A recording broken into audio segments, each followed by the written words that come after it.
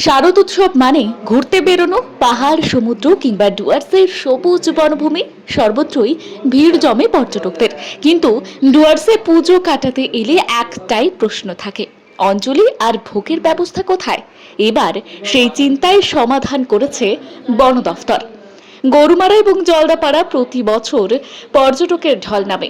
এবছরও গরুমারা বন বিভাগের পাশে বিচাডাঙ্গা বড় বনবস্তিতে বিশেষ পুজোর আয়োজন থাকছে। সেখানে স্থানীয়দের সঙ্গে পর্যটকরাও অঞ্জলি দিতে পারবেন, ভোগ প্রসাদ পাবেন। শুধু তাই নয়, পুজো মণ্ডপে সাজানো হবে স্থানীয় সংস্কৃতির রঙে।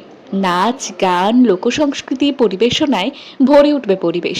একদিকে প্রাকৃতিক সৌন্দর্য, অন্যদিকে পুজোর আবহ।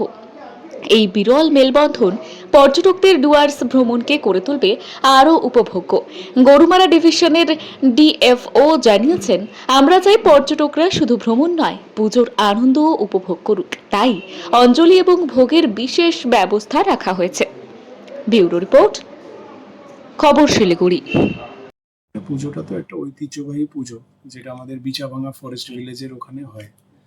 আর এটা দীর্ঘদিনের গরুমারার পুজো। ওখানের মধ্যে যারা আমাদের ফরেস্ট ভিলেজার্সরা রয়েছেন, ফ্রিঞ্জ ফরেস্ট ভিলেজার্সরা রয়েছেন, ওনাদেরই পুজো ওঠা।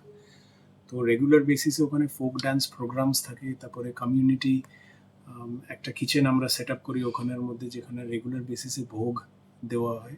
So this is for open for all members of the public, সবার জন্য এটা। আর এই পুজোটার মধ্যে একটা লোকাল আমাদের এখানের যে ফরেস্টের যে একটা কালচারাল ফ্লেভার আছে, সেই সিনক্রেটিক ফ্লেভারটা এই পুজোটার মধ্যে আছে।